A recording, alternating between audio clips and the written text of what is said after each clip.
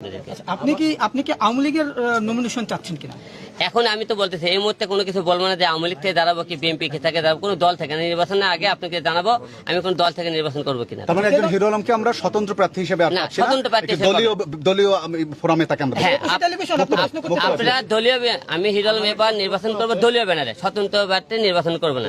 যে দল থেকে করবো অবশ্যই আপনাকে ঘোষণা দেবো, আপনারা অবশ্যই জানবেন।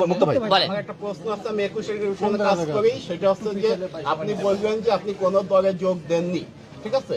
তাইলে আমরা দেখলাম যে আপনি মুক্তিযোদ্ধা প্রজন্ম লীগ হচ্ছে আওয়ামী লীগের একটি সমমনা বা ভাবাপন্ন দল, সেই দলের সাংস্কৃতিক বিষয়ক সম্পাদক হিসেবে আপনি এখানে শ্রদ্ধা নিবেদন করবেন, তাইলে কি আপনি কোন দলের না? না, এটা আপনার বক্তব্যের সঙ্গে সাংঘর্ষিক নয়? আচ্ছা শুনে আমি বলি, আপনি একটু আগে প্রশ্ন করলে আমি অন্যদিকে প্রশ্নের উত্তরটা দিয়েছি। বলেছিল আপনি কি তাহলে আওয়ামী লীগে যোগ দিতেছেন কি না, কোন দল থেকে আওয়ামী লীগকে নির্বাচন করবেন কিনা, এই প্রশ্ন ছিল তখন কিন্তু